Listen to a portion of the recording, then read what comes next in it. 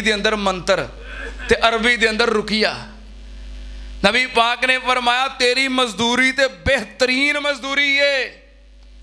ਜਿਹੜੇ लोग अमल करके काम करके मजदूरी लेंदे ने उन्हां सारे लोगों के विचों तेरी मजदूरी सब तो बेहतर है। तू कुरान सुना के मजदूरी लई है।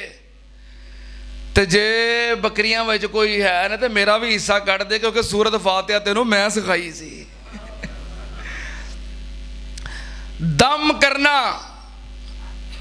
ते दम दे अंदर दम दा तरीकाकार की दम करन दा दम दे अंदर चार चीज़ां आउंदियां ने। चार चौहां चो कोई भी हो सकती है। नफस, नफख, लमस, सौत, चार चीज़ां ने दम दे अंदर। कोई भी हो जाए दम वास्ते कोई भी तरीका इख्तियार किया जाए। नफख, नफस, लमस, सौत, चार चीज़ां ने। अच्छा दम करना, अच्छा कई ऐसे काम जो पढ़े जायज़ के रही। सही मुस्लिम दी हदीस मैं पिछले जुमे जिक्र की थी। हज़रत औफ बिन मालिक रज़ी अल्लाह तआला अन्हु ने अर्ज़ की थी, महबूब जी कुन्ना नरकी फिल जाहिलिया फमाज़ा तराफी ज़ालिका। असी ज़माना जाहिलियत दे अंदर दम किया करते सां तो हुण मुसलमान हो गए हैं, हुण तुहाडा की ख्याल है दम करना चाहिए है कि नहीं? नबी पाक ने फरमाया आरज़ू अलैया रुकाकुम, अपने अपने दम मैनू पढ़ के सुनाओ।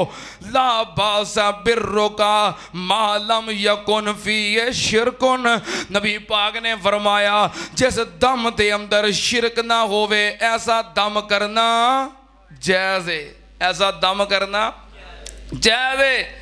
साढ़े कई मुवाहिदीन ने सख्त रवैया अपनाया, ना असी नहीं दम करना। तो नुकसान की होया? लोग जादूगरां दे हत्थे चढ़ गए, लोग मुशरकां दे काबू आ गए। इहदा ये नुकसान होया। अगर तुसी दम करदे कुरान नाल ते लोग मुशरकां दे काबू आउंदे, जादूगरां कोल जांदे। इस वास्ते कुरान का दम करना जायज़ है। नबी पाक सल्लल्लाहु अलैहि वसल्लम ने दी इजाज़त दी है। जेड़े दम दे तरीकाकार ने सौत, एक की है सौत आवाज़ का दम, यानी कि जो तुसी दम करना है ना तो तुहाडी आवाज़ मरीज़ दे कन्नां विच पैनी चाहिदी है। एक तरीका तो यह वे कि जो दम करना उच्ची आवाज़ नाल पढ़ो। जो तुसी कलाम पढ़ रहे हो यदि आवाज़ मरीज़ दे हाँ कन्ना तक पहुँचे, ये बेहतरीन तरीका है। बेहतरीन तरीका ताकि दम करने वाले का ये पता लग जाए कि शिरकिया दम तो नहीं करता, जादू दे मंत्र तो नहीं पढ़ता, अल्लाह का कलाम ही पढ़ रहा है ना, नबी दी हदीस ही पढ़ रहा है ना, ये कन्फर्म हो जाएगा। तो दूसरा तरीका है नफख, फूंक मारना, दम करना, कलाम पढ़ना, नबी पाक दा फरमान पढ़ना, कुरान हदीस विचों दम पढ़ के ते की करना मरीज ते फूंक मारना। नबी पाक सल्लल्लाहु अलैहि वसल्लम और सहाबा इकराम तो साबित है कि मरीज नू फूंक मारना, या ये तरीका है। तीसरा तरीका है नफस। नफस का मतलब है कि फूंक मारनी इस अंदाज नाल कि उहदे अंदर थूक दी रतूबत भी होवे। जिवें थू थू हुंदा है उहदे उत्ते थूक दे छिट्टे भी पैण फूंक दे नाल, एवें नफस। और इहदा एक दूसरा हिस्सा है बसक। बसक का मतलब है जिन्हों दम करना है फूंक नहीं मारनी बल्कि थुकना है। ये भी एक दम का तरीका है। पिछले जिवें मैं हदीस बयान की थी हज़रत खारजा रज़ी अल्लाह तआला अन्हु दे चचा दी, हज़रत इलाका बिन सहा, हज़रत खारजा दे चचा इलाका बिन ज़हा जदों जा रहे सन ते रस्ते दे अंदर एक मजनून दीवाना पागल हो गया, उन्होंने दम किया। 3 दिन सूरत फातिहा पढ़ के उन्होंने दम करते रहे। तो तरीका की सी, सूरत फातिहा पढ़ के उस मरीज के उत्ते थुकते सन। यह भी एक तरीका है दम का।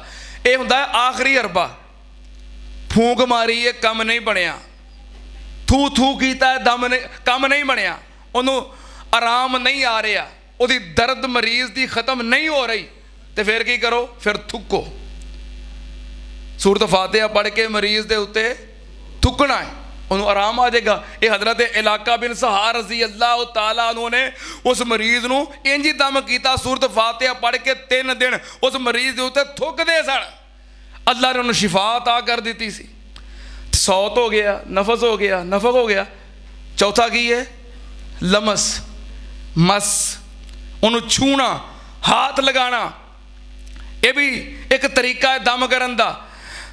सुनने अबी दाऊद ते जामे तिरमिज़ी दी हदीस, नबी पाक सल्लल्लाहु अलैहि वसल्लम नूं एक सहाबी अर्ज करदा है, महबूब जी मैं जदों दा कलमा पढ़िया है तो तुहाडी खिदमत विच आया, मेरे जिस्म दे बाज़ हिस्से दे अंदर बड़ी दर्द रहिंदी है ते दर्द ख़त्म नहीं हुंदी, मैं बड़ा कुछ कीता है ते मैनूं आराम नहीं आ रहा। नबी पाक सल्लल्लाहु अलैहि वसल्लम ने फरमाया, जिथे दर्द हुंदी है दर्द वाली जगह उत्ते अपना सज्जा हाथ रख, सज्जा हाथ रख के ते 3 मरतबा पढ़ बिस्मिल्लाह बिस्मिल्लाह बिस्मिल्लाह, ते फिर 7 मरतबा पढ़ आऊज़ु बिइज़्ज़तिल्लाहि व कुदरतिही मिन शर्रि मा अजिदु व उहाज़िरु। ये कलिमात 7 मरतबा पढ़। सहाबी कहंदा मैं इंज ही कीता, अल्लाह ने मेरी दर्द फौरन ख़त्म कर दी है। और ये मुजर्रब नुस्खा है, किते भी दर्द होंदी होवे, कंन नूं, दंद नूं, दाड़ नूं, जिस्म दे किसे हिस्से ते, ये मुजर्रब नुस्खा है। इंज दम करो, या बाज़ दम करन वाले भी ये अमल करते हैं, अल्लाह पाक उसकी तकलीफ और दर्द ख़त्म कर देंदे हैं। ये 4 तरीके ने दम करन दे। और जो लमस है ना, लमस लमस हाथ लगाना, यदि एक दलील कुरान पाक दे अंदर है। हज़रत अय्यूब अलैहिस्सलाम, अल्लाह पाक दे नबी सैयदना अय्यूब अलैहिस्सलाम लंबा अरसा बीमार रहे। जदों अल्लाह पाक ने उन्होंने शिफा अता की थी, अल्लाह पाक ने फरमाया, ए मेरे अय्यूब ज़मीन दे उत्ते अपना पैर मारो, ते जरा पानी दा चश्मा निकलिया, उस चश्मे नूं, उस पानी नूं हज़रत अय्यूब दा पैर लगा।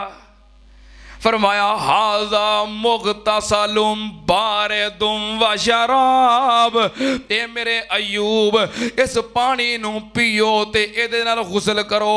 हज़रत अय्यूब ने पानी नूं पीता, नाले गुसल कीता, अल्लाह ने शिफा अता कर दी। अय्यूब अलैहिस्सलाम दा जिस्म लगा उस पानी नाल, ते हुण अलग कोई दम करन दी जरूरत कोई नहीं सी, क्योंकि अय्यूब अलैहिस्सलाम अल्लाह दे नबी ने, ते नबी दा जिस्म बाबरकत हुंदा है, नबी दा जिस्म बाबरकत हुंदा है, मुतबरक हुंदा है। नबी दे जिस्म दे नाल लगन वाली चीज़ बाबरकत हो जाती है। तबर्रुकात, ये भी गल याद रखना, सिर्फ नबी दे हुंदे ने। नबी तो इलावा किसी इंसान का वजूद ऐसा नहीं भी नाल कोई चीज़ लगी है तो तबर्रक बन जाए, नहीं। तबर्रुकात सिर्फ नबी दे हुंदे ने, वो कोई भी नबी होए। हज़रत ईसा अलैहिस्सलाम की कह रहे हैं, काला इन्नी अब्दुल्लाह आताने यल किताबा वजालानी नबिया वजालानी मुबारकन वजालानी मुबारकन ऐनमा कुंतो व औसानी बिस्सलाती वज़्ज़काती मा दुमतु हय्या।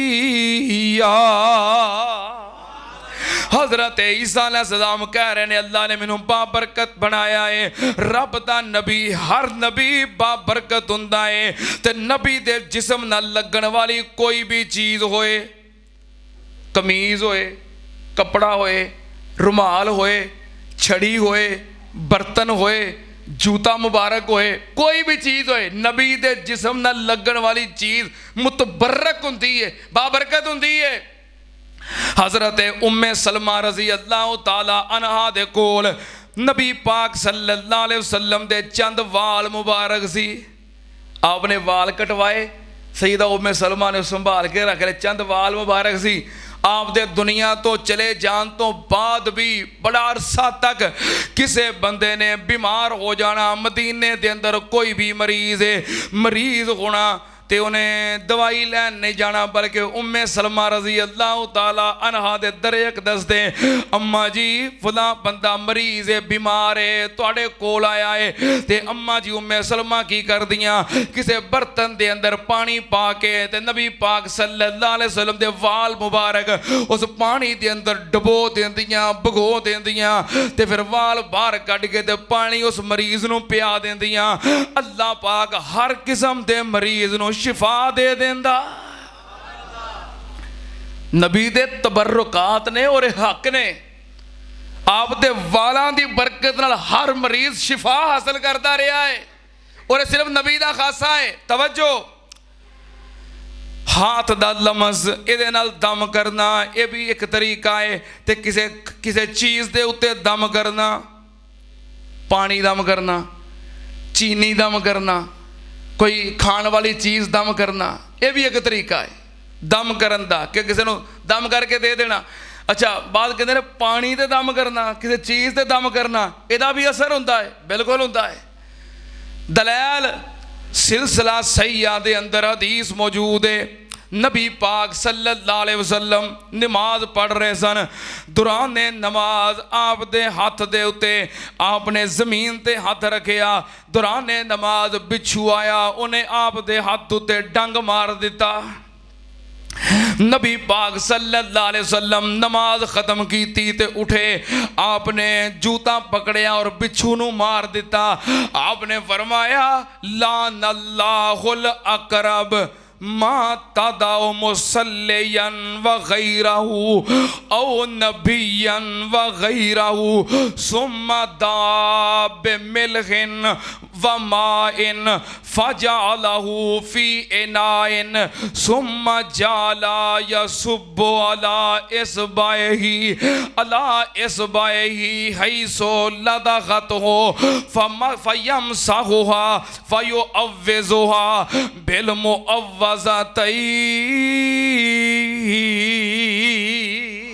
सिलसिला सहीहा दी हदीस नबी पाक सल्लल्लाहु अलैहि वसल्लम ने बिच्छू नूं मारिया ते आपने फरमाया लानल्लाहुल अकरब अल्लाह बिच्छू दे उत्ते लानत करे मा तादाओ मुसल्लियन व गैरहू ए नहीं वेखदा कोई नमाजी है कोई गैर नमाजी है ए डंग मार देंदा है डंग मारन तो बाज नहीं आउंदा नमाजी नहीं वेखदा गैर नमाजी नहीं वेखदा ओ नबियन व गैरहू ना नबी वेखदा है ना गैर नबी वेखदा है ये डंग मार देंदा है फिर नबी पाक सल्लल्लाहु अलैहि वसल्लम की कीता सुम्मा दाब मिलहिन व माइन आपने नमक मंगवाया ते पानी मंगवाया फजालहू फिल इनाए आपने एक बर्तन दे अंदर पानी डालिया ते नमक डालिया नमक मिले हुए नमकीन पानी नबी पाक सल्लल्लाहु अलैहि वसल्लम उस पानी नूं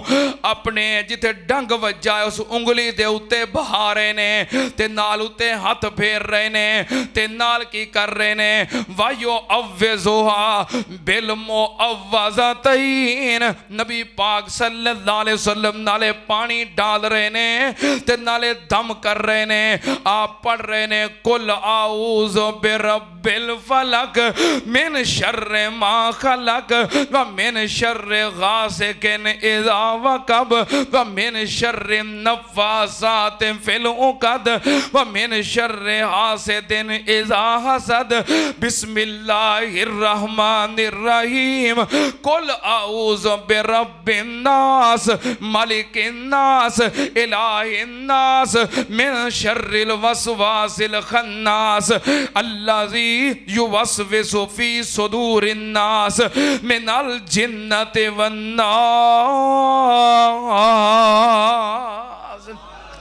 नबी पाक सल्लल्लाहु अलैहि वसल्लम नाल मुअव्वज़तैन पढ़ रहे ने पानी दे उत्ते नाले पानी अपनी उंगली ते बहा रहे ने दम कर रहे ने पानी बहा रहे ने एक रिवायत दे अल्फाज के आपने सूरतुल काफिरून भी पढ़ी है सुनना त्यानल दूसरी हदीस सुनने अबी दाऊद नबी पाक सल्लल्लाहु अलैहि वसल्लम हजरत साबित बिन कैस रजी अल्लाह ताला अन्हु बीमार हो गए ते उन्हां दी तीमारदारी वास्ते गए आप तीमारदारी वास्ते बैठे ने और आप फरमा रहे ने अज़हिबिल बास रब्बन्नास अन साबित इब्ने कैस इब्ने शम्मास। नबी पाक सल्लल्लाहु अलैहि वसल्लम कह रहे ने ये बीमारियां दूर करने वाले एक कायनात दे रब साबित बिन कैस बिन शम्मास दियां बीमारियां दूर कर दे। सुम्मा अखज़ा तुराबन मिन बतहाए, फिर नबी पाक सल्लल्लाहु अलैहि वसल्लम ने जमीन तो मट्टी उठाई और ओनू एक बर्तन दे अंदर डालिया। सुम्मा नफ़सा अलैहि बिमाइन फसब्बहु अलैहि, नबी पाक सल्लल्लाहु अलैहि वसल्लम ने फिर उस बर्तन दे अंदर मिट्टी तो बाद पानी पाना शुरू किया। नाले पानी पा रहे ने नाले दम कर रहे ने। ते फिर नबी पाक सल्लल्लाहु अलैहि वसल्लम ने उस मिट्टी वाले पानी नू उठा के ते हजरत साबित बिन कैस दे उत्ते बहा के गुसल करवा दिता। अल्लाह ने शिफा दे दी। पानी दम किया जा सकता है। हजरत सैयदा आयशा सिद्दीका रज़ी अल्लाह ताला अन्हा बयान कर दिया ने, मुसन्नफ इब्ने अबी शैबा दी हदीस है कि ला तरा बासन, कोई हरज नहीं यता अव्वज़ो बिल माए सुम्मा युसब्बु अलल मरीज़। अम्मा जान फरमादियां ने कोई हरज नहीं पानी दम करके ते उस पानी नो मरीज ते बहा के गुसल करवा दिता जाए। चौथी दलील हजरत इमाम अहमद इब्ने हंबल रहमतुल्लाह अलैह उन्हां दा बेटा बयान करदा है कि मेरे अब्बू जान सैयदना हजरत इमाम अहमद रहमतुल्लाह अलैह उन्होंने एक बर्तन पकड़े आए ते बर्तन दे अंदर पानी है। फैया कराओ अलैहि, आपने उस पानी दे उते दम कीता, कुरान पाक पढ़िया, फिर मेरे हवाले करके कह लगे बेटा इशरब मिनहु वगसिल वजहहु वयदैक, कह लगे बेटा इस पानी नू पी लै ते इस पानी नाल अपना चेहरा ते अपने हाथ धो लै। ते हजरत इमाम अहमद दा बेटा साले बयान करता है कि मेरे अब्बू इमाम अहमद भी जो बुखार हुंदा इस तरह ही करते, पानी दम करते, पानी पींदे ते पानी दे नाल अपना चेहरा और हाथ धो लेंदे।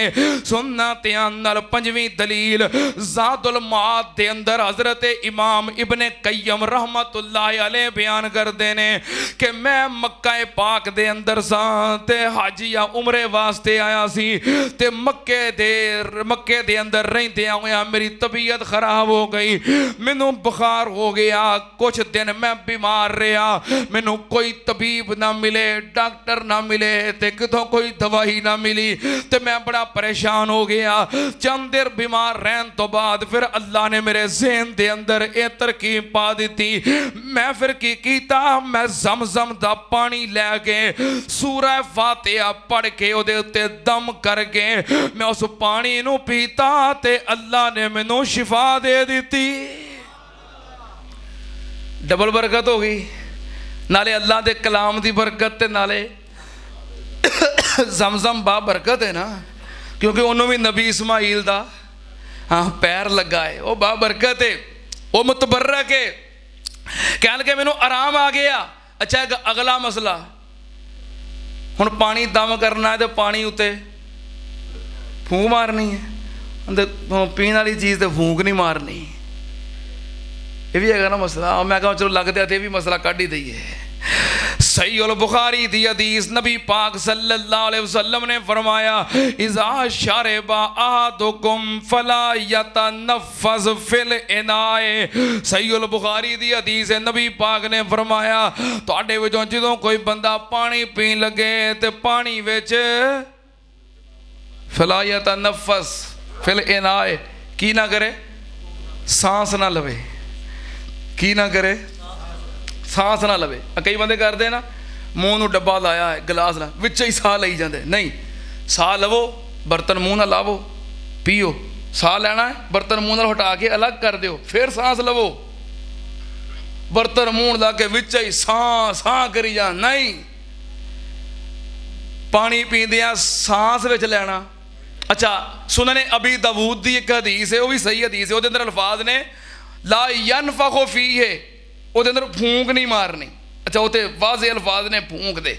ਹੁਣ ਤਵੱਜੋ, ਕੁਰਾਨੇ ਪਾਕ ਦੀ ਐਤ ਸਮਝਣੀ ਹੋਵੇ ਨਾ ਤੇ ਉਹਦਾ ਸ਼ਾਨੇ ਨਜ਼ੂਲ ਵੇਖੀਦਾ ਹੈ, ਤੇ ਨਬੀ ਪਾਕ ਦੀ ਹਦੀਸ ਸਮਝਣੀ ਹੋਵੇ ਉਹਦਾ ਸਬੱਬੇ ਵਰੂਦ ਵੇਖੀਦਾ ਹੈ। ਇਹ ਜੇ ਅਸੂਲੀ ਗੱਲ ਹੈ, ਹਰ ਮੌਲਵੀ ਨਹੀਂ ਜੇ ਦੱਸਦਾ, ਇਹ ਅਸੂਲੀ ਗੱਲ ਹੈ। ਮੈਂ ਤੁਹਾਨੂੰ ਅਸੂਲ ਦੱਸ ਰਿਹਾ। ਕੁਰਾਨੇ ਪਾਕ ਦੀ ਐਤ ਸਮਝਣੀ ਹੋਵੇ ਉਹਦਾ ਸ਼ਾਨੇ ਨਜ਼ੂਲ ਵੇਖੀਦਾ ਹੈ, ਫਿਰ ਮਸਲਾ ਸਮਝ ਆਉਂਦਾ ਹੈ। ਹਦੀਸ ਨੂੰ ਸਮਝਣਾ ਹੋਵੇ ਤੇ ਫਿਰ ਉਹਦਾ ਸਬੱਬੇ ਵਰੂਦ ਵੇਖੀਦਾ ਹੈ, ਫਿਰ ਮਸਲਾ ਸਮਝ ਆਉਂਦਾ ਹੈ। ਇਹਦਾ ਸਬੱਬੇ ਵਰੂਦ ਕੀ ਹੈ? ਨਬੀ ਪਾਕ ਨੇ ਫਰਮਾਇਆ ਇਜ਼ਾ ਸ਼ਾਰਿਬਾ ਅਹਦੁਕੁਮ, ਜਦੋਂ ਕੋਈ ਤੁਹਾਡੇ ਵਿੱਚੋਂ ਪਾਣੀ ਪੀਣ ਲੱਗੇ, ਕੀ ਕਰਨ ਲੱਗੇ? ਕੀ ਕਰਨ ਲੱਗੇ? ਹਾਂ, ਜਦੋਂ ਪਾਣੀ ਪੀਣ ਲੱਗੋ ਉਦੋਂ ਫੂਕ ਨਾ ਮਾਰੋ, ਤੇ ਦਮ ਕਰਨ ਵਾਸਤੇ ਫੂਕ ਮਾਰਨੀ ਜਾਇਜ਼ ਹੈ। ਮੈਡੀਕਲ ਸਾਇੰਸ ਕਹਿੰਦੀ ਏ ਕਿ ਇਨਸਾਨੀ ਫੂਕ ਦੇ ਅੰਦਰ ਜਰਾਸੀਮ ਨੇ, ਖਾਣੇ ਪੀਣੇ ਵਾਲੀ ਚੀਜ਼ ਫੂਕ ਮਾਰੇ ਜਰਾਸੀਮ ਵਿੱਚ ਜਾਂਦੇ ਨੇ, ਲੇਕਿਨ ਮੈਡੀਕਲ ਸਾਇੰਸ ਨਹੀਂ, ਇਹ ਤਜਰਬਾ ਕੀਤਾ ਹੈ। ਪਾਣੀ ਦਾ ਗਲਾਸ ਲਿਆ ਹੈ, ਲੈਬਾਰਟਰੀ ਵਿੱਚ ਚੈੱਕ ਕੀਤਾ ਹੈ, ਫਿਰ ਸੂਰਤ ਫਾਤਿਹਾ ਪੜ੍ਹ ਕੇ ਉੱਤੇ ਫੂਕ ਮਾਰ ਕੇ ਫਿਰ ਚੈੱਕ ਕੀਤਾ ਹੈ, ਪਾਣੀ ਦੇ ਅੰਦਰ ਜਿਹੜੇ ਜਰਾਸੀਮ ਸਨ ਸੂਰਤ ਫਾਤਿਹਾ ਪੜ੍ਹ ਕੇ ਫੂਕ ਮਾਰਨ ਦੀ ਵਜ੍ਹਾ ਤੋਂ ਉਹ ਵੀ ਜਰਾਸੀਮ ਖਤਮ ਹੋ ਗਏ ਨੇ। ਠੀਕ ਹੈ ਨਾ? ਹਾਂ, ਪੀਣ ਲੱਗਿਆ ਨਾ ਮਾਰੋ ਫੂਕ, ਲੇਕਿਨ ਦਮ ਵਾਸਤੇ ਫੂਕ ਮਾਰ ਸਕਦੇ ਹੋ। ਤਵੱਜੋ, ਇਹ ਇਲਮ ਦੀ ਬਰਕਤ ਹੈ, ਕੁਰਾਨ ਦੀ ਬਰਕਤ ਹੈ। ਵੈਸੇ ਥੁੱਕ ਦੇ ਅੰਦਰ ਜਰਾਸੀਮ ਨੇ, ਬਿਮਾਰੀਆਂ ਨੇ, ਕਿਸੇ ਉੱਤੇ ਥੁੱਕ ਸੁੱਟੋ ਤੇ ਉਹਨੂੰ ਸ਼ਾਇਦ ਬਿਮਾਰੀ ਲੱਗ ਜਾਏ, ਜਰਾਸੀਮ ਲੱਗ ਜਾਣ, ਲੇਕਿਨ ਜਦੋਂ ਬੰਦਾ ਕਲਾਮ ਪੜ੍ਹਦਾ, ਸੂਰਤ ਫਾਤਿਹਾ ਪੜ੍ਹਦਾ, ਕੁਰਾਨ ਦੀ ਤਿਲਾਵਤ ਕਰਦਾ ਹੈ, ਜ਼ੁਬਾਨ ਨੂੰ ਹਰਕਤ ਦਿੰਦਾ ਹੈ, ਤੇ ਮੂੰਹ ਵਿੱਚ ਜਿਹੜਾ ਥੁੱਕ ਹੁੰਦਾ ਹੈ ਉਹ ਬਾਬਰਕਤ ਹੋ ਜਾਂਦਾ ਹੈ। ਫਿਰ ਕਲਾਮੇ ਪਾਕ ਦੀ ਬਰਕਤ ਦੀ ਵਜ੍ਹਾ ਤੋਂ ਫਿਰ ਕਿਸੇ ਉੱਤੇ ਸੁੱਟੋ, ਫਿਰ ਬਿਮਾਰੀਆਂ ਨਹੀਂ ਮਿਲਦੀਆਂ, ਬਲਕਿ ਫਿਰ ਅੱਲਾਹ ਉਹਨੂੰ ਸ਼ਿਫਾ ਅਤਾ ਕਰ ਦਿੰਦਾ ਹੈ। ਹਾਂ, ਇਹ ਬਰਕਤ ਹੈ ਇਲਮ ਦੀ, ਕਲਾਮ ਦੀ। ਨਬੀ ਪਾਕ ਨੇ ਫਰਮਾਇਆ ਕੁੱਤਾ ਅਗਰ ਕਿਸੇ ਬਰਤਨ ਦੇ ਅੰਦਰ ਮੂੰਹ ਪਾ ਦਵੇ ਤੇ ਉਸ ਬਰਤਨ ਨੂੰ 7 ਵਾਰਾਂ ਧੋਣਾ ਹੈ। ਕਿੰਨੀ ਵਾਰਾਂ? ਤੇ 1 ਵਾਰ ਮਿੱਟੀ ਨਾਲ ਧੋਣਾ ਹੈ। ਪਹਿਲੀ ਮਰਤਬਾ ਜਾਂ ਆਖਰੀ ਮਰਤਬਾ, ਇੱਕ ਮਰਤਬਾ ਮਿੱਟੀ ਨਾਲ ਧੋਣਾ ਹੈ। ਉਹਦੇ ਕੁੱਤੇ ਦੇ ਥੂਕ ਦੇ ਜਰਾਸੀਮ ਜਿਹੜੇ ਨੇ ਨਾ, ਲੁਆਬ ਦੇ, ਬੜੇ ਖਤਰਨਾਕ ਨੇ, ਲੇਕਿਨ ਨਬੀ ਪਾਕ ਨੇ ਫਰਮਾਇਆ ਜਿਹੜਾ ਸਿਖਾਇਆ ਹੋਇਆ ਕੁੱਤਾ ਹੈ, ਸਿਖਾਇਆ ਹੋਇਆ ਕੁੱਤਾ, ਸ਼ਿਕਾਰੀ ਕੁੱਤਾ, ਜਿਹਨੂੰ ਸ਼ਿਕਾਰ ਕਰਨ ਦਾ ਤੁਸੀਂ ਇਲਮ ਸਿਖਾਇਆ ਹੈ, ਉਹਨੂੰ ਤਕਬੀਰ ਪੜ੍ਹ ਕੇ ਛੋੜ ਦਿਓ। ਖਰਗੋਸ਼ ਪਕੜ ਲਵੇ, ਪਰਿੰਦਾ ਪਕੜ ਲਵੇ, ਤੁਹਾਡੇ ਵਾਸਤੇ ਕੋਈ ਸ਼ਿਕਾਰ ਪਕੜ ਕੇ ਲੈ ਕੇ ਆਵੇ, ਮੂੰਹ ਦੇ ਅੰਦਰ ਪਕੜਿਆ ਹੈ, ਦੰਦ ਉਸ ਸ਼ਿਕਾਰ ਦੇ ਅੰਦਰ ਘੁਸ ਗਏ ਨੇ, ਥੂਕ ਵੀ ਲੱਗੀ ਹੈ, ਜ਼ੁਬਾਨ ਵੀ ਲੱਗੀ ਹੈ। ਨਬੀ ਪਾਕ ਨੇ ਫਰਮਾਇਆ ਸ਼ਿਕਾਰ ਲੈ ਕੇ ਆਉਂਦਾ, ਹੁਣ ਉਸ ਸ਼ਿਕਾਰ ਨੂੰ ਖਾ ਲਵੋ, ਹੁਣ ਮਿੱਟੀ ਨਾਲ ਧੋਣ ਦਾ ਹੁਕਮ। ਇੰਨਾ ਫਰਕ ਜੇ। ਜਾਹਿਲ ਕੁੱਤਾ ਮੂੰਹ ਪਾ ਲਵੇ ਤੇ 7 ਵਾਰਾਂ ਧੋਣਾ ਹੈ, ਤੇ ਪੜ੍ਹਿਆ ਲਿਖਿਆ ਕੁੱਤਾ ਸਿਖਾਇਆ ਹੋਇਆ, ਹਾਂ ਇੰਜ ਕਹਿ ਲੈਂਦੇ ਹਾਂ, ਸਿਖਾਇਆ ਹੋਇਆ, ਜਿਹਨੂੰ ਇਲਮ ਸਿਖਾਇਆ ਸ਼ਿਕਾਰ ਕਰਨ ਦਾ, ਇਹ ਇਹਨਾਂ ਇਲਮ ਦਾ ਫਾਇਦਾ ਹੁੰਦਾ ਹੈ। ਹੁਣ ਉਹਨੂੰ ਧੋਣ ਦੀ ਲੋੜ ਨਹੀਂ। ਵੈਸੇ ਉਹਨੂੰ ਸ਼ਿਕਾਰ ਨੂੰ, ਅਗਰ ਸ਼ਿਕਾਰ ਮਰ ਵੀ ਗਿਆ ਹੈ ਕੁੱਤੇ ਦੇ ਮੂੰਹ ਵਿੱਚ, ਤੁਸੀਂ ਤਕਬੀਰ ਪੜ੍ਹ ਕੇ ਕੁੱਤੇ ਨੂੰ ਛੋੜਿਆ, ਸ਼ਿਕਾਰ ਉਹਦੇ ਮੂੰਹ ਵਿੱਚ ਤੁਹਾਡੇ ਤੱਕ ਪਹੁੰਚਣ ਤੱਕ ਮਰ ਗਿਆ ਹੈ, ਫਿਰ ਵੀ ਸ਼ਿਕਾਰ ਖਾਣਾ। ਇੰਨਾ ਫਰਕ ਜੇ। ਤੇ ਜੇ ਸੂਰਤ ਫਾਤਿਹਾ ਬੰਦਾ ਪੜ੍ਹਨ ਦਿਆ, ਕਲਾਮ ਪੜ੍ਹਨ ਦਿਆ, ਤੇ ਫਿਰ ਫੂਕ ਮਾਰਨ ਦਿਆ, ਇਹਦੀ ਕੋਈ ਬਰਕਤ ਨਹੀਂ। ਤੇ ਅੱਜ ਦੂਸਰੀਆਂ ਚੀਜ਼ਾਂ ਦੇ ਉੱਤੇ ਦਮ ਕਰਨਾ। ਹੁਣ ਪਹਿਲੋਂ ਹਾਜੀ ਸਾਹਿਬ, ਤੁਸੀਂ ਮਾਸ਼ਾਅੱਲਾ ਹਾਜੀ ਸੁਲੇਮਾਨ ਸਾਹਿਬ ਮਾਲ ਡੰਗਰ ਰੱਖਦੇ ਰਹੇ, ਤੁਹਾਡਾ ਤਜਰਬਾ ਹੈ। ਕਿਸੇ ਵੇਲੇ ਮੱਝ ਬਿਮਾਰ ਹੋ ਜਾਣੀ ਤੇ ਉਹਨੇ ਦੁੱਧ ਨਾ ਦੇਣਾ, ਤੇ ਕੀ ਕਰਦੇ ਹੁੰਦੇ ਸੋ? ਮੱਝ ਮਸੀਤੇ ਲੈ ਕੇ ਜਾਂਦੇ ਸੋ? ਨਹੀਂ, ਬਲਕਿ ਹਾਂ ਆਟੇ ਦਾ ਪੇੜਾ ਬਣਾ ਕੇ ਮਸਜਿਦ 'ਚ ਲੈ ਕੇ ਜਾਣਾ, ਮੌਲਵੀ ਸਾਹਿਬ ਨੇ ਫਾਤਿਹਾ ਪੜ੍ਹ ਕੇ ਉਹਨੂੰ ਦਮ ਕਰ ਦੇਣਾ, ਮੱਝ ਨੂੰ ਲਿਆ ਕੇ ਪੇੜਾ ਖਵਾ ਦੇਣਾ। ਉਹੀ ਜਿਹੜੀ ਪਹਿਲੋਂ ਲਾਗੇ ਨਹੀਂ ਸੀ ਲੱਗਣ ਦਿੰਦੀ, ਫਿਰ ਖਲੋ ਕੇ ਧਾਰਾਂ ਦੇਂਦਾ ਹੀ ਹੈ। ਇੰਝ ਹੁੰਦਾ ਹੈ ਨਾ। ਹੁਣ ਚੀਜ਼ ਦੇ ਉੱਤੇ ਦਮ ਹੋਇਆ ਨਾ, ਇਹਦਾ ਅਸਰ ਹੈ। ਪਾਣੀ ਦੇ ਉੱਤੇ, ਖਾਣੇ ਵਾਲੀ ਚੀਜ਼ ਦੇ ਉੱਤੇ, ਚੀਨੀ ਦੇ ਉੱਤੇ, ਕਿਸੇ ਚੀਜ਼ ਉੱਤੇ ਦਮ ਹੋ ਸਕਦਾ ਹੈ। ਤੇ ਦਮ ਜਿਹੜਾ ਹੈ ਨਾ, ਉਹ ਕਲਾਮੇ ਇਲਾਹੀ, ਸ਼ਰੀ ਦਮ। ਇਹ ਜਾਦੂਗਰਾਂ ਪਿੱਛੇ ਜਾਣਾ, ਕਈ ਬੀਬੀਆਂ ਸਾਈਆਂ ਕੋਲ ਜਾ ਕੇ ਦਮ ਕਰਵਾਉਂਦੀਆਂ ਨੇ। ਹੁਣ ਦੱਸੋ, ਸਾਈ ਜਿਹੜਾ ਕਲਾਮ ਪੜ੍ਹੇਗਾ, ਕੁਰਾਨ ਪੜ੍ਹੇਗਾ? ਨਹੀਂ। ਔਰ ਬਾਜ਼ ਦਫਾ ਸ਼ੈਤਾਨ ਇਨਸਾਨ ਨੂੰ ਮਜਬੂਰ ਕਰਦਾ ਹੈ ਸ਼ਿਰਕ ਕਰਨ ਤੇ, ਬਿਦਾਤ ਕਰਨ ਤੇ, ਲੇਕਿਨ ਇਨਸਾਨ ਪੱਕਾ ਰਹਿੰਦਾ ਹੈ, ਕਹਿੰਦਾ ਮੈਂ ਸ਼ਿਰਕ ਨਹੀਂ ਕਰਨਾ, ਮੈਂ ਬਿਦਾਤ ਨਹੀਂ ਕਰਨੀਆਂ। ਫਿਰ ਵੇਖਦਾ ਕਿ ਇਹਦੇ ਵਿੱਚ ਕਮਜ਼ੋਰੀ ਏ, ਇਹਦੇ ਵਿੱਚ ਕਮਜ਼ੋਰੀ ਏ, ਜ਼ਿਕਰ ਅਜ਼ਕਾਰ ਨਹੀਂ ਪੜ੍ਹਦਾ, ਦਿਫਾਈ ਹਸਾਰ ਨਹੀਂ ਬਣਾਉਂਦਾ, ਫਿਰ ਹਮਲਾ ਕਰਦਾ ਹੈ, ਇਹਨੂੰ ਪਰੇਸ਼ਾਨ ਕਰਦਾ ਹੈ। ਜਦੋਂ ਇਹ ਪਰੇਸ਼ਾਨ ਹੋ ਜਾਂਦਾ ਹੈ, ਬਿਮਾਰ ਹੋ ਜਾਂਦਾ ਹੈ, ਫਿਰ ਇਹਨੂੰ ਵਸਵਸੇ ਪਾਉਂਦਾ ਹੈ ਕਿ ਚੱਲ ਫਲਾਣੇ ਕੋਲੋਂ ਦਮ ਕਰਾਉਣ। ਉਹ ਕਿਸੇ ਮੁਸ਼ਰਕ ਵੱਲ ਤੋਰਦਾ ਹੈ, ਉਹ ਦਮ ਕਰਦਾ ਹੈ, ਸ਼ੈਤਾਨ ਪਿੱਛੇ ਹਟ ਜਾਂਦਾ ਹੈ, ਇਹਨੂੰ ਆਰਾਮ ਆ ਜਾਂਦਾ ਹੈ, ਇਹ ਆ ਜਾਂਦਾ ਵਾਪਸ, ਚੰਦ ਦਿਨਾਂ ਤੋਂ ਬਾਅਦ ਫਿਰ ਦਾਖਲ ਹੋ ਜਾਂਦਾ ਹੈ, ਫਿਰ ਇੰਜ ਉਹਦੇ ਕੋਲੋਂ ਸ਼ਿਰਕ ਕਰਵਾਉਂਦਾ ਹੈ। ਹਜ਼ਰਤ ਅਬਦੁੱਲਾ ਇਬਨ ਮਸਊਦ ਰਜ਼ੀ ਅੱਲਾਹੁ ਤਾਲਾ ਅਨਹੂ, ਉਹਨਾਂ ਦੀ ਅਹਲੀਆ ਆਂਖ ਵਿੱਚ ਦਰਦ ਹੁੰਦੀ ਸੀ, ਕਿਸੇ ਆਖਿਆ ਕਿ ਮਦੀਨੇ ਅੰਦਰ ਫਲਾਣਾ ਯਹੂਦੀ ਦਮ ਕਰਦਾ ਹੈ, ਆਰਾਮ ਆ ਜਾਂਦਾ ਹੈ।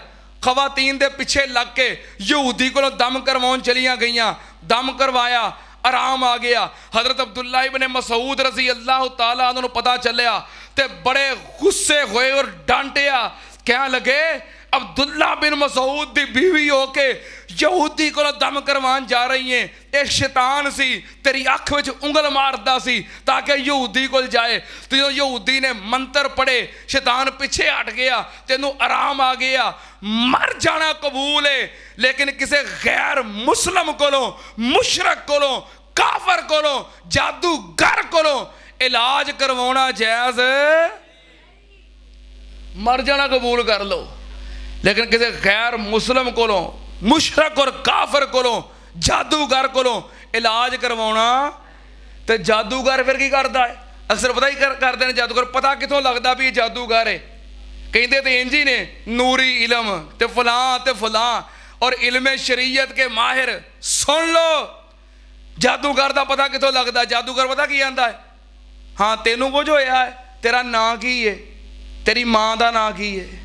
ਜਦੋਂ ਪੁੱਛੇ ਨਾ ਮਾਂ ਦਾ ਨਾਂ, ਸਮਝੋ ਜਾਦੂਗਰ ਹੈ। ਕਿਉਂਕਿ ਸ਼ੈਤਾਨ ਇਨਸਾਨ ਦੇ ਬਾਪ ਦੇ ਨਸਬ ਨੂੰ ਕਬੂਲ ਹੀ ਨਹੀਂ ਕਰਦਾ। ਸ਼ੈਤਾਨ ਕਹਿੰਦਾ ਮੈਨੂੰ ਇਨਸਾਨ ਦੇ ਨਸਬ ਦੇ ਉੱਤੇ ਸ਼ੱਕ ਹੈ, ਉਹ ਇਹਦੇ ਬਾਪ ਦੇ ਨਸਬ ਨੂੰ ਕਬੂਲ ਹੀ ਨਹੀਂ ਕਰਦਾ। ਉਹ ਆਂਦਾ ਮਾਂ ਦਾ ਨਾਂ ਪੁੱਛੋ। ਤੇ ਜਿਹੜੇ ਜਾਦੂਗਰ ਨੇ ਸ਼ੈਤਾਨ ਨੂੰ ਖੁਸ਼ ਕਰਨ ਵਾਲੇ ਤੇ ਸ਼ੈਤਾਨੀ ਜ਼ਰੀਏ ਦੇ ਨਾਲ ਇਲਾਜ ਕਰਨ ਵਾਲੇ, ਇਹ ਵੀ ਮਾਂ ਦਾ ਨਾਂ ਪੁੱਛਦੇ ਨੇ। ਜਦੋਂ ਪੁੱਛੇ ਮਾਂ ਦਾ ਨਾਂ ਤਾਂ ਸਮਝ ਲਓ ਇਹ ਜਾਦੂਗਰ ਹੈ, ਇਹ ਸ਼ੈਤਾਨਾਂ ਨੂੰ ਖੁਸ਼ ਕਰ ਰਿਹਾ ਹੈ। ਤੇ ਕਈਆਂ ਨੇ ਇਹ ਵੀ ਗੱਲ ਫੈਲਾਈ ਹੈ, ਇਹ ਵੀ ਸ਼ੈਤਾਨੀ ਫੈਲਾਈ ਹੋਈ ਗੱਲ ਹੈ ਕਿ ਕਿਆਮਤ ਵਾਲੇ ਦਿਨ ਹਰ ਇਨਸਾਨ ਨੂੰ ਮਾਂ ਦੇ ਨਾਂ ਤੋਂ ਆਵਾਜ਼ ਪਏਗੀ।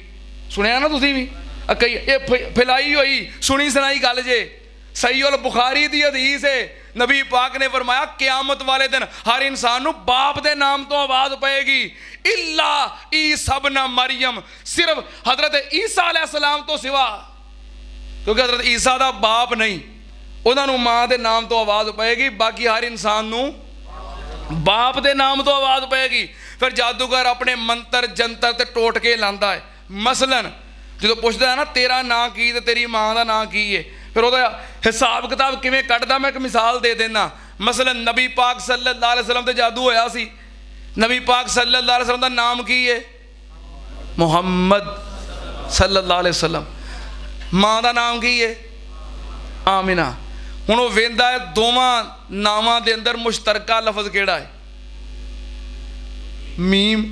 ਦੋਵਾਂ ਨਾਵਾਂ ਦੇ ਅੰਦਰ ਇੱਕ ਮੁਸ਼ਤਰਕਾ ਹਰਫ ਹੈ, ਉਹ ਕੀ ਹੈ? ਹਾਂ ਦੋਵਾਂ ਵਿੱਚ ਮੀਮ ਆਇਆ, ਉਹ ਵਿੱਚੋਂ ਮੀਮ ਕੱਢ ਲੈਂਦਾ ਹੈ, ਮੀਮ ਲਿਖ ਲਿਆ। ਅੱਛਾ ਹੁਣ ਮਾਂ ਦੇ ਨਾਮ ਵਿੱਚ ਡਬਲ ਲਫ਼ਜ਼ ਕਿਹੜਾ ਹੈ? ਡਬਲ ਹਰਫ ਅਲੀਫ। ਆਮੀਨਾ, ਇਹ ਡਬਲ ਅਲੀਫ ਹੈ। ਜਿਹੜਾ ਅਲੀਫ ਮੱਦਾ ਆ ਹੁੰਦਾ ਹੈ ਨਾ, ਇਹ ਡਬਲ ਅਲੀਫ ਹੁੰਦਾ ਹੈ, ਉਹਨੂੰ ਇੱਕ ਕੀਤਾ ਹੁੰਦਾ ਹੈ, ਇਹ ਡਬਲ ਅਲੀਫ ਹੈ। ਆਂਦਾ ਵਿੱਚੋਂ ਇੱਕ ਅਲੀਫ ਕੱਢ ਲਓ, ਮੀਮ ਤੇ ਅਲੀਫ ਮਿਲਾਇਆ ਉਹ ਹੋ ਗਿਆ ਮਾਂ। ਤੇ ਮਾਂ ਕਹਿੰਦੇ ਨੇ ਅਰਬੀ ਅੰਦਰ ਪਾਣੀ ਨੂੰ। ਕਹਿੰਦਾ ਲੋ ਜੀ ਨਬੀ ਪਾਕ ਦਾ ਜਿਹੜਾ ਜਾਦੂ ਹੋਇਆ ਉਹ ਪਾਣੀ ਵਿੱਚ ਤੇ ਉਹ ਕੁਵੇਂ ਵਿੱਚ ਸੀ। ਇੰਜ ਕੱਢਦੇ ਜੇ ਹਿਸਾਬ। ਸ਼ੈਤਾਨ ਮਦਦ ਕਰਦਾ ਹੈ, ਸ਼ੈਤਾਨੀ ਟੋਟਕੇ ਲਾ ਕੇ ਇੰਜ ਉਹ ਹੱਲ ਕੱਢਦੇ ਨੇ, ਲੇਕਿਨ ਇਹ ਨਜਾਇਜ਼ ਹੈ। ਇਹ ਨਾ ਸਮਝਿਓ ਵੀ ਹੱਲ ਕੱਢ ਲੈਂਦਾ ਤੇ ਜਾਇਜ਼ ਹੋ ਗਿਆ, ਨਜਾਇਜ਼ ਹੈ, ਸ਼ਿਰਕ ਹੈ, ਕੁਫਰ ਹੈ। ਜਾਦੂ ਕੀ ਹੈ? ਕਰਨਾ ਵੀ ਕੁਫਰ ਤੇ ਕਰਵਾਣਾ ਵੀ ਕੁਫਰ। ਤੇ ਜਿਹੜਾ ਕਰਦਾ ਔਰ ਕਰਵਾਉਂਦਾ ਹੈ, ਵਾਲਾ ਕਦ ਆਲਿਮੂ ਲਮਨ ਇਸ਼ਤਰਾਹੂ ਮਾਲਹੂ ਫਿਲ ਆਖਿਰਤੀ ਮਿਨ ਖਲਾਕ ਵਾਲਾ ਬਿਅਸ ਮਾ ਸ਼ਰੂ ਬਿhi ਅਨਫੁਸਹੁਮ ਲਓ ਕਾਨੂ ਯਅਲਮੂਨ।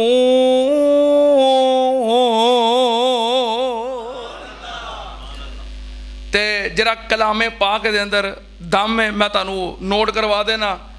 ਦਮ ਕਾਹਦੇ ਨਾਲ ਕਰਨਾ ਹੈ? सूरत फातिहा मुकम्मल, सूरतुल बकरा दियाँ पहलियां 5 ऐतां, सूरतुल बकरा दी ऐत नंबर 102